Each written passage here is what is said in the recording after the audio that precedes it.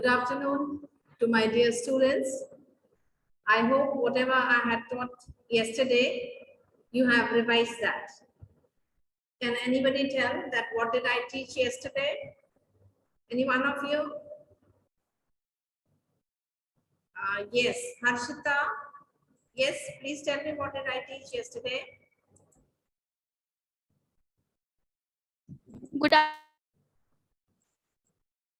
Yes, Harshita. Good afternoon, ma'am. Yesterday, you taught us about cells, tissues, organization, then different types of plant tissues that are categorized into two types. That is meristemic tissue and permanent tissue. Meristemic tissue is divided into three parts. That is apical meristem, intercalary meristem, and lateral meristem. Ma'am, till here we have learned. Very good, very good. Okay, now let me start with the new topic. Till yesterday, we have talked about apical meristem, and today I'll be dealing with the other topics that are intercalary meristem and the other one.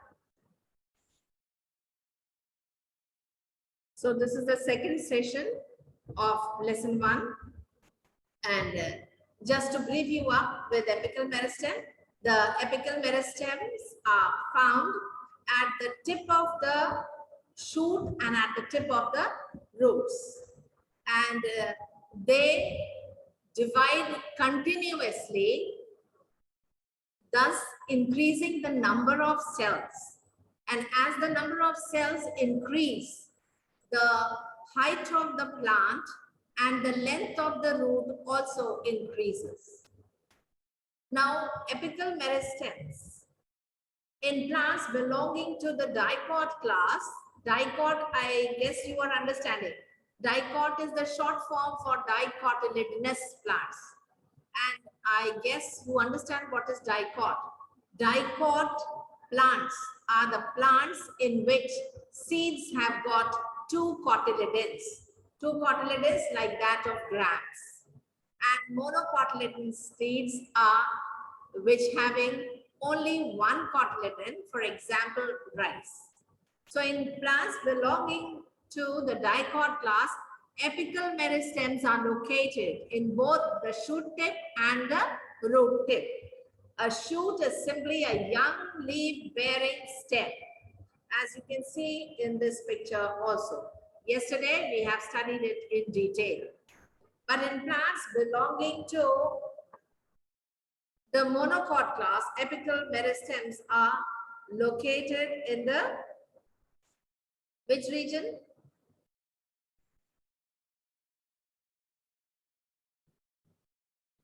Okay. They are located in the specific meristem regions. And please, students, some of you are raising your hands. If there is any subject-related query, you can ask me at the last, because I keep on answering and it's a waste of time. So we will discuss it afterwards. So let's deal with another intercalary meristem. Intercalary meristems are found in between the nodes, that is in the internode region. Now look at here, this swollen part here and here. These are called as the nodes, and intercalary meristems are found at the nodal region, this region here. Understood? So here with this picture also you can understand the green portion here is showing the intercalary meristem. It is present at the base of the leaves and in between the nodal regions. And it also helps in the elongation of the stem. Elongation means stem ki lambai mein badhat. Means it is responsible for the growth of the stem in its height. Now, let's discuss about the lateral meristem. Say, think of a lateral meristem as being a cylinder. just take it as a stem and take the lateral meristem as the cylinder. Cylinder की तरीके से lateral meristem, जैसे ये cylinder है, इसी तरीके से lateral meristem आपके stem, plants के stem में भी होता है. And several cell layered thick it is. It is not a single cell thick, but it is having several cells of thickness. And of course, as it is a meristematic tissue, so it divides and redivides continuously. You can see that this tissue lies on the sides of the plants. Yesterday, I had explained to you that it is present on the sides of the plants. Sides, here, sides of the plants, and gives the plants its width or girth. When it is present in the sides of the stem, yesterday I had told you this is the stem. It is present in the sides, and you can see it as I had shown you that it is in the form of a cylinder. Cylinder ke roop mein. If this is the stem, it is present like this. It is present on the sides like this. Present. And as the cells divide and redivide of this region, so what happens? The number of cells here increases, and as the number of cells here increases, this gives it an increase in the width of the stem. Width means चौड़ाई. So stem की चौड़ाई के नीचे या मोटाई के नीचे इसको increase करता है lateral meristem.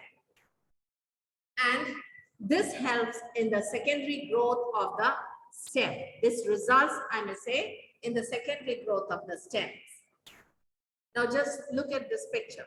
In addition to the apical meristems located in the shoot and root tips, plants in the dicot class have lateral meristems. ये देखिए आपको दिखाया गया है यहाँ पिक्चर में as a ring form, as a cylinder form, and they are present in the root tip as well as shoot tip of the dicot plants. Lateral meristems cause secondary growth. They cause secondary growth, which you will study in your higher classes, as well as an introduction you will study in this class. So secondary growth causes stems and roots to grow in their width. चौड़ाई में बड़ा होता है. Varun and Lakwani, if you have anything to ask, you can note down the question and I'll give you time to ask at that time. Now, look at this types of meristematic tissue. Now, this is a differentiate between. If the question comes as differentiate between the types of meristematic tissue. So here it is in the location. Location means the place where they are found. Apical meristem, it's found in the growing tips of stem and roots. Whereas lateral meristem, it is present in the lateral sides of stem and root. But intercalary meristem is found at the base of the leaves, the nodes and the internodes. Why I am calling it nodes? Because it is just found beneath the nodal region. And talking about the function of the apical meristem, it helps in elongation of the stem and the root. Elongation का मतलब लंबाई में बढ़ा. Lateral meristem increases the diameter of the stem and the root, whereas intercalary meristem increases the length of the plant. So here again in this picture, you can see the position of the apical meristem in the stem, and this is the intercalary meristem, and here is the position of lateral meristem. The plants, like all organisms, are made up of innumerable cells of different varieties. I told you that the plants are made up of trillions of cells, and all the cells are not alike. There are different types of cells, and these different types of cells, they organize themselves. Yesterday I had explained about the organization. So they organize themselves. Organize means they arrange themselves and they start performing a particular function. This is called as a tissue. So a group of cells which are specialized for a particular function is called as tissue. So you can see here in the diagrams that there are different types of cells. This is a one type, this is another type, and here is the vascular bundle. So you see different types of cells are present in the plants. Now, yesterday we had discussed that the plant tissue contains two types of tissues, basically meristematic tissue and permanent tissue. We discussed that meristematic tissue continuously keep on dividing, and when they stop to divide, they get converted into a permanent tissue. So permanent tissues are the tissues or are the cells which have lost their ability to divide and redivide. Now, meristematic tissues we already know are of three types: apical meristem, lateral meristem, and intercalary meristem. Talking about the permanent tissues, the permanent tissues are basically of two types: simple tissues and complex tissues. Simple tissue are again of three types: parenchyma, parenchyma, and sclerenchyma. And complex tissue is xylem and phloem. Why is it simple and why is it complex? We will study later on. Now, simple and complex. The simple tissue is composed of only one type of cells. The cells will not be of different types. They will be of a single type, and that is why we call it as simple permanent tissue. Whereas the complex tissue or the complex permanent tissue, they are composed of more than one type of cells. So more than one means it's a complex structure. That is why we call it as complex permanent tissue. Simple, as I've told you, simple tissues are of three types: parenchyma, parenchyma, and sclerenchyma. They are classified on the basis of the function that they perform.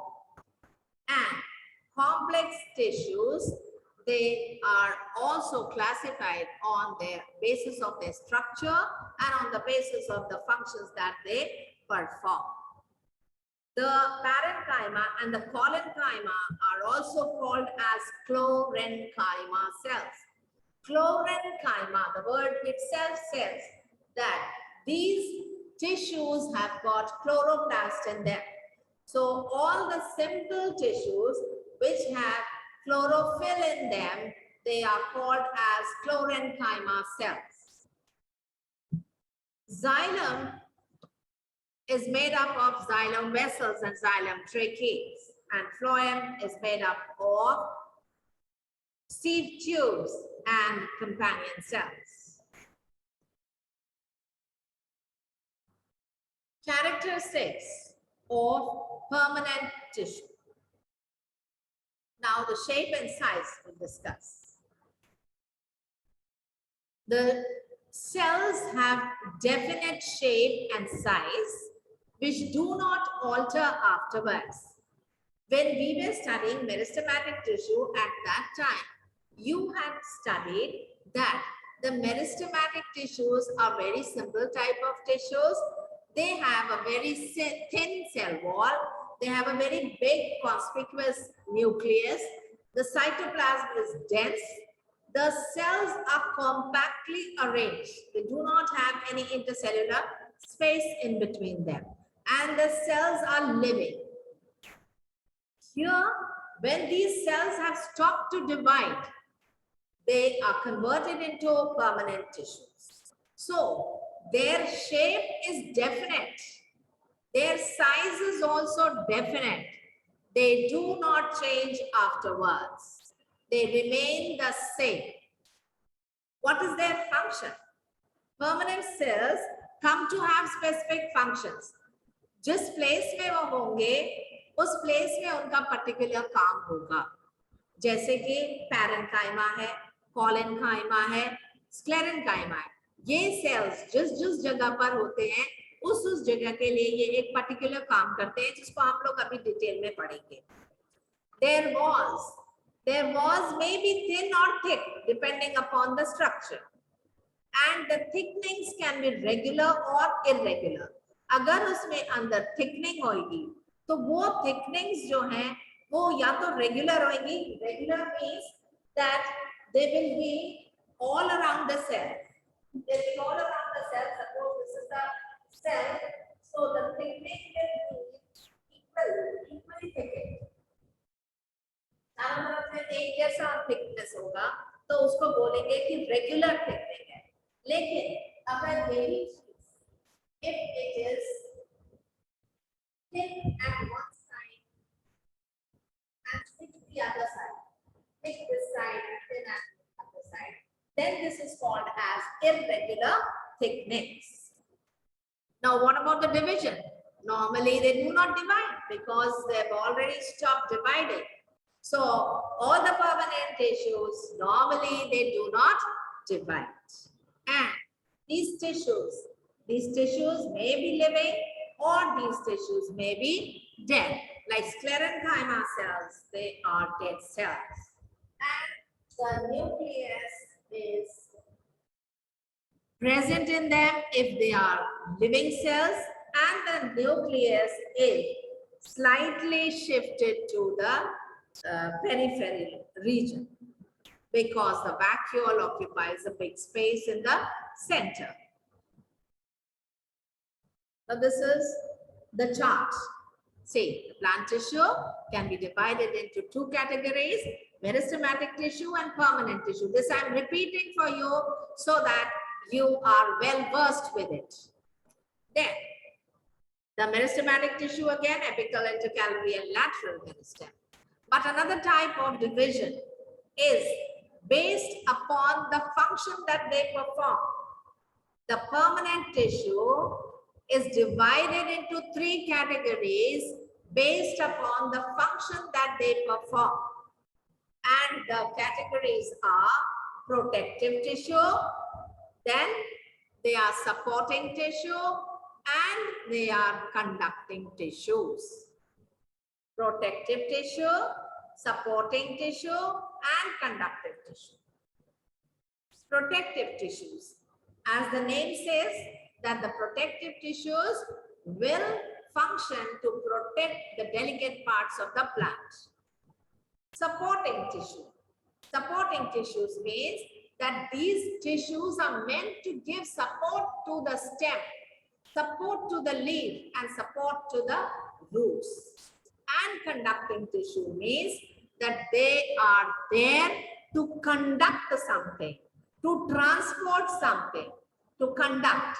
And that is either to transport water from the roots to the tip of the plant, or to transport food prepared in the leaves to different parts of the plants. Now, talking about the protective tissue. Protective tissue, say protective and supportive tissue will be of simple type. I said that the permanent tissue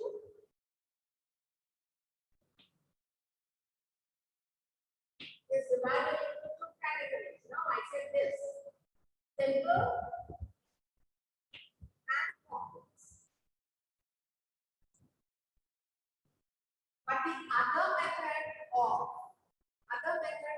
division is that the permanent tissue is divided into protective, supportive,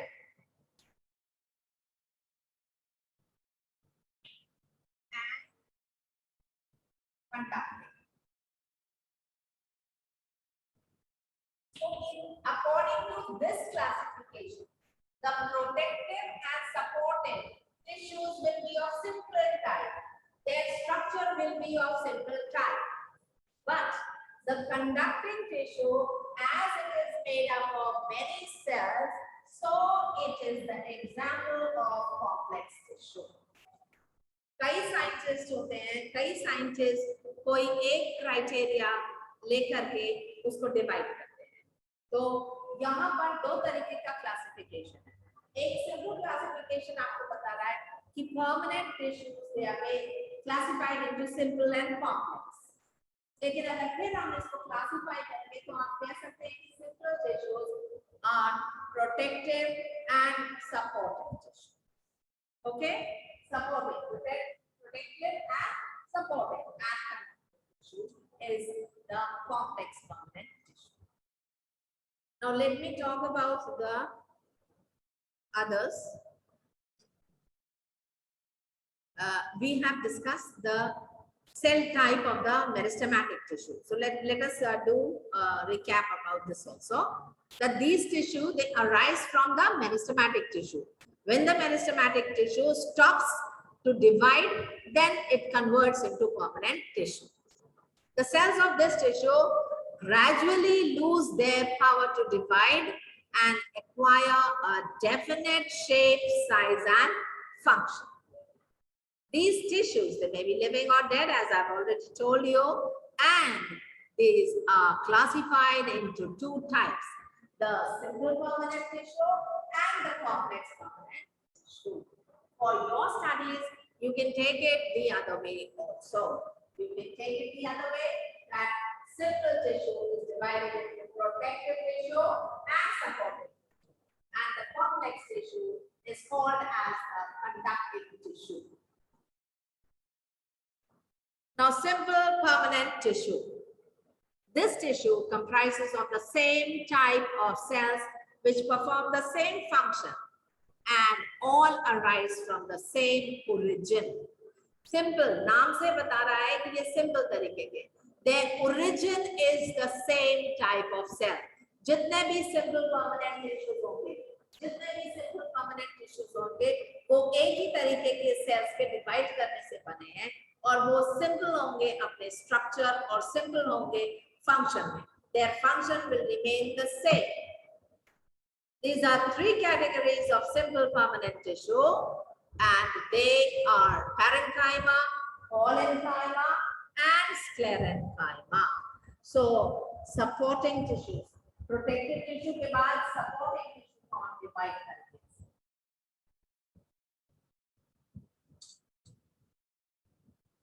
In other words,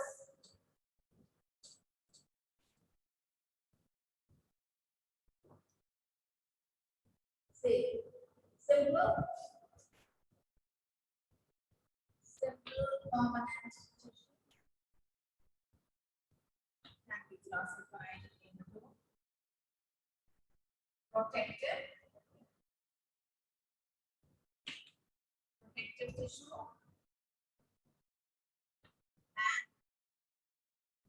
and supportive tissue. Supportive will be of three types: parenchyma, sclerenchyma, and parenchyma.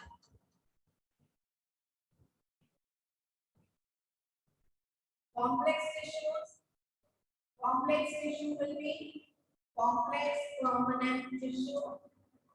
It will be conductive. It is also called as conductive tissue. Conductive tissue. And it is of two types: xylem and phloem. Now, if you talk about the protective tissue, then you will see that the protective tissue is again divided into two categories. As you can see here in the book also, it is given on page number 2. Permanent tissues, they are divided into simple permanent tissue and complex permanent tissues.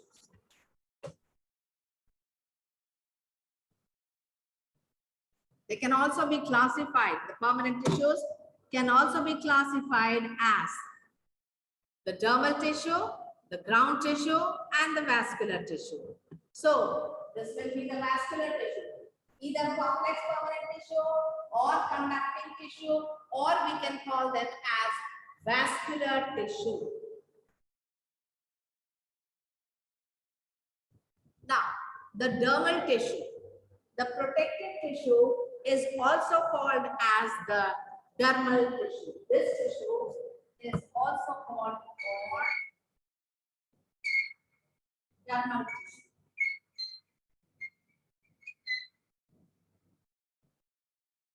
Dermal tissue. Now, as the name says, dermal or dharma. Dharma is the word in Greek language which means skin. And all the protective tissues will form a covering over the plant body, a protective covering. Like we have skin, which is the protective covering of our body. The animals have skin, which protects them from external harm. Similarly, the plants also have coverings, which are called as the dermal tissue system. So it is meant to provide it a protective cover. The dermal tissue begins as the parenchyma cells, which are then modified to form various types of cells that protect the plant. As you can see here, protective tissue. See here, protective tissue. This protective tissue. This tells that it forms the epidermis. Protective tissue is also known as dermal tissue. Please underline that. Please underline that.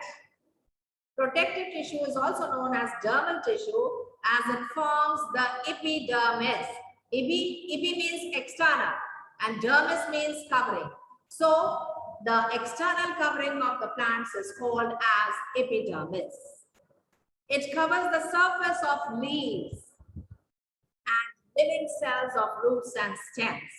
The covering of the root, the covering of the stem, and of the leaves is made up of dermal tissue or protective tissue.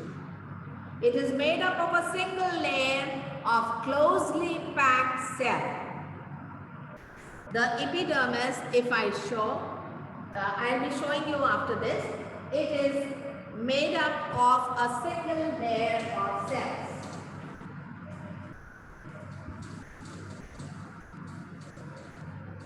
Say if we look at the transverse section of a stem, then the transverse section of the stem, if I take up a simple structure, so it will appear like this, and this outermost layer of the cells, this is called as the epidermis,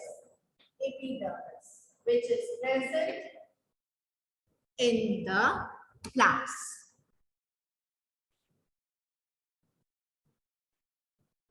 Now, we'll talk about the main function of the dermal tissue. Underline that. The main function. Now, what is the function? What is the work of the dermal tissue? Is to protect the plant body. Besides, the epidermis of leaves develops a waterproof coating, as in the case of water hyacinth, as in the case of Iponia, as in the case of lotus. The leaf of these plants is covered by a layer, and this layer is a thick coating, a waxy coating, which reduces evaporation and which forms a protective covering for the plants that are found in water. So once again, let us revise this, that the dermal tissue are also referred to as protective tissue. The dermal tissue system protects the soft tissues of the plants and controls the interaction with the plants and surroundings. The dermal tissue system protects the soft tissues of plants. The epidermis is the dermal tissue and is usually a single layer, as I have drawn here, a single layer of cells covering the younger parts of a plant. When the plant is in its young stage, it needs protection because the plant parts are very delicate. It secretes a waxy layer called the cuticle that inhibits water loss. So the outermost covering over this layer, the outermost covering over here, forms a thick waxy layer which is called as the cuticle.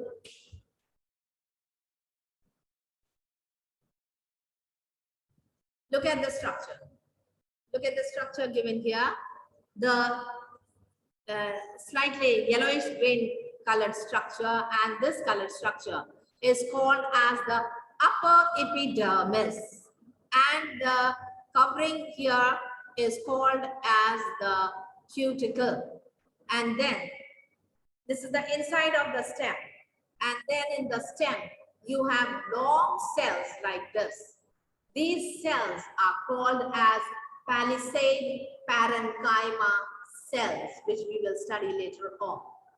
And then we have spongy mesophyll cells. These are spongy mesophyll cells. And this is the lower epidermis. This is the lower epidermis. And in between these are present small openings. These small openings form stomata. These openings, singular is called as stoma, and many are called as stomata. So I guess you have understood the protective tissue and you have understood the work of the protective tissue. Now let's discuss the structure of the epidermis. Look children, this is the transverse section of a leaf and it is shown in a 3D manner. So this layer that you see is known as the upper epidermis, and this layer is covered by a thin waxy layer which is called as cuticle. So the cuticle and the epidermis, both of them form a protective layer over the tissues. So it is the outermost layer of the primary plant body, which covers root, stem, and leaves, and it also covers the floral parts, that is the buds and the flowers, fruits and seeds. So that means that epidermis is found in every organ of the plants.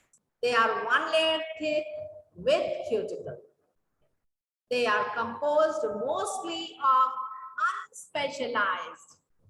The word was they are made up of simple tissues. So simple tissue means no special work has been assigned to it or no special structure it contains. So that is why they are called as, they are composed of mostly unspecialized parenchyma and sclerenchyma cells. And they include stomata. You can see here, these openings, they are called as the stomata. And the bean-shaped structures are known as the guard cells. Let's move on to the supportive tissues, the parenchyma. What is parenchyma? Parenchyma is the fundamental tissue. Fundamental means the basic tissue, the simplest tissue, which is composed of the thin-walled living cells. The cells of the parenchyma are living, whose cell wall is composed of cellulose. Children, note this, that the cell wall of the plants is made up of cellulose. This cellulose is a complex compound which gives the cell wall its rigidity. Rigidity means its strength. Small intercellular spaces are present between the cells, as you can see in this picture. These are simple types of cells, and there are very small gaps between these cells, which are known as the intercellular spaces. Where are they found? Location and function. It occurs in all soft parts of the plants and is meant for storage of food and to provide turgidity. Turgidity means strength. और जो cells फूली सी रहती हैं उसको बोलते हैं turgid condition of the cells. So the parenchyma cells, they work to store food in themselves, and they also provide turgidity to the cells, turgidity to the organs. Parenchyma tissue in stem and roots store nutrients and water. So they are meant to store nutrients and water. Now there are basically two types of parenchyma cells. They are chlorenchyma cells and parenchyma cells. Chlorenchyma, as the name says, some of the parenchymatous tissue contains chlorophyll in it, and the cells which have chlorophyll in them, they are capable of synthesizing their own food. So such type of cells which have chlorophyll in them, they are called as chlorenchyma cells. But if you are asked what is the basic nature of these chlorenchyma cells, you will say that they are parenchymatous cells. These cells are parenchyma tissues. Talking about the other one, parenchyma. See, in aquatic plants, the plants which remain in water, either submerged in water or either floating on water, what do they have? They have air cavities in between their cells, and these air cavities are filled with air. Such a tissue is called parenchyma. It provides buoyancy. Buoyancy means the upthrust of the water, और ये heavy नहीं है. Buoyancy because air is filled in the air cavities, so the stems and the leaves, they become lighter in weight, and that is why they are able to float on water. Such a tissue is called as parenchyma. It provides buoyancy to the aquatic plants so that they can float in water. I guess you have understood the parenchyma cells. So on page number 3, we have parenchyma cells. You can underline, say basically, when we talk about any type of tissue, the things that you should keep in mind are that what you have to write. So you must note down certain points. You must be able to write about their structure and shape. First point should be on the structure or the shape. कि वो cells कैसी हैं, किससे बनी हैं, basic उनका structure क्या है और उनका shape कैसा है. Next thing you have to write about their location. Location means where they are found in the plants, their location. Then the third thing we have to write about their function. क्या काम है, plant के लिए क्यों जरूरी है वो, और उसके बाद fourth point you can write about their types. So when you have to write about the differentiation between, or if you are asked to describe parenchyma cells, or if you are asked to describe any type of tissue, तो क्या होगा, अगर आप उसका structure जानते हैं तो definitely you'll be able to write at least one line. You'll be able to write where it is present and what does it do, and if there are any types you'll be able. So these are the 4 basic points जिसको आपको हर tissue का याद करना है. अगर आप paragraph में नहीं याद करते हैं, पैराग्राफ याद करना मुश्किल है, तो leave that thing. You write the answer in points, and that is more easier to learn and to write. Points में answer बहुत जल्दी याद होता है. That is the reason I gave you the answer in points. So point, अगर इसमें एक भी point याद करेंगे, इसमें एक point, तो आपके पास में 4 points हो जाते हैं. और इस तरीके से अगर 5 नंबर का क्वेश्चन है तो आपको 4 points तो जरूर मिल जाए. Now I have described till parenchyma, and I think time is up. So children, I'm giving you time to ask questions if you want to ask.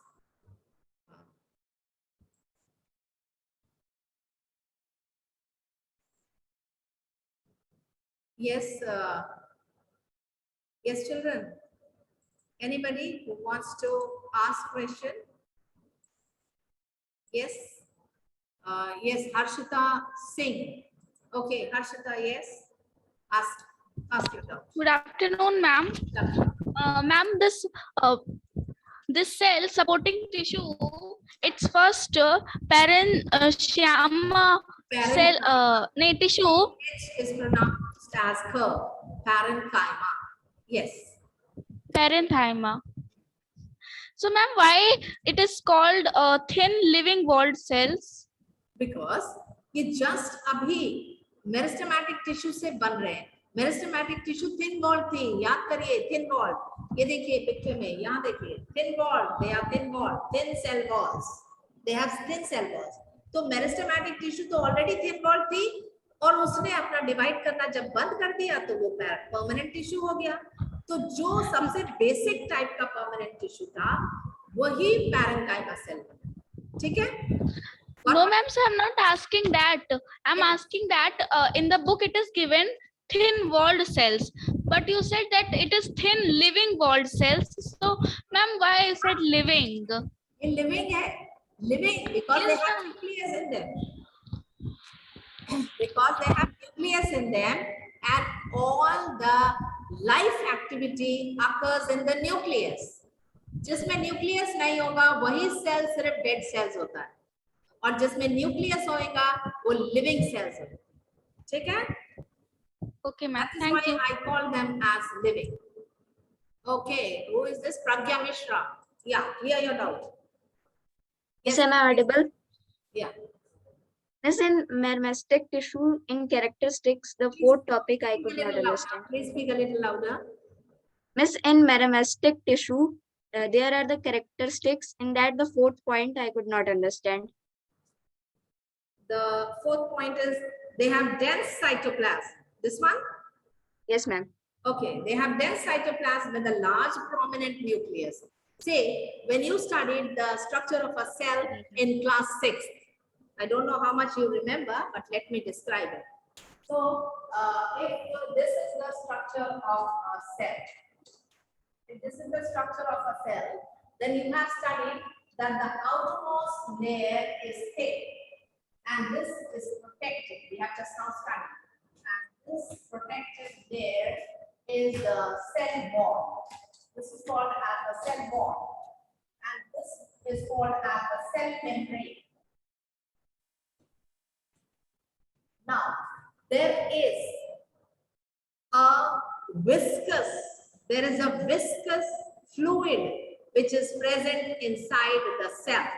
And this viscous fluid is called as the cytoplasm.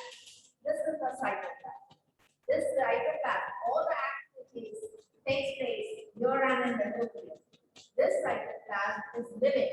It contains cell organelles in it, or the cell organelles are embedded in this cytoplasm. It is a jelly-like substance and it is living substance. So the nucleus also is embedded in this cytoplasm, and this is the vacuole. So this is the cytoplasm. And the point says that they have dense cytoplasm. That means ये cytoplasm जो है गाढ़ा है, ये dense है, it is denser, and small vacuoles or no vacuoles. Meristematic tissue में आपने पढ़ा था कि चूंकि वैक्यूल या तो है ही नहीं और अगर है तो बहुत छोटी है, इसीलिए न्यूक्लियस जो है वो सेंटर में पाया जाता है. The nucleus is present in the center. Meristematic cells. The nucleus is found in the center. This is the nucleus. Because they lack vacuole, or if vacuoles are present, they are very small. This is the reason for that. Next one. If there is anyone, you can ask me. Who is this? Natik Kumar. Yes, Natik. Ask me. Hurry up, children. Just 2-3 Miss, minutes. good afternoon, Miss. Afternoon. Miss, whatever you have given the module, Miss, I have taken the screenshot, Miss. I can write in rough copy that. Yes, you can. You can write. No problem. You can. Thank you, Miss. This is Kamya. Yes, Kamya. Kamya, are you there? Kamya, I can't see you. Kamya, yes. What do you want to ask? Good afternoon, ma'am. Miss, you can explain me lateral meristem. Pardon? Miss, lateral meristem. Lateral meristem is always present in the sides of the stem. Stem के sides में present है. Understood? Yes, Miss. Okay, who is this? Kumari Sakshi. Yes, what do you want to ask, Kumari Sakshi? Miss, in the intercalaris meristem, it's written that they are located at the base nodes of the leaf attached in the region of internodes. Miss, where is the internodes in the leaf? कल बताया था मैंने आपको, लगता है आपने ध्यान से सुना नहीं. इसीलिए फिर से बता रही हूँ मैं. If this is the stem, okay, this is the stem, and the leaf arises from here. This is the leaf. And this is the leaf. So this swollen part, this part, is called the node. फिर दूसरा node होगा, वहां से फिर leaf निकलेगी. This is the node. And the space between the two nodes is called as the internode. This place from here till here is called as the internode. And the intercalary meristem is present here. Here. It is present here. I think now you got it? Yes, Miss. Thank you. Welcome, welcome. Manya Dubey, yes. After this, I'll find out. Yes, Manya? The apical meristem and the intercalary meristem both is responsible for the increase in height of the plant. See, लंबाई में apex बढ़ती जाती है. जब tip of the plant increases, so that is due to the apical meristem. But when the length of the plant increases, then it is because of the intercalary meristem. Okay, ma'am. Thank you. Well, so okay, children. Thank you for watching and enjoy your day. Bye-bye.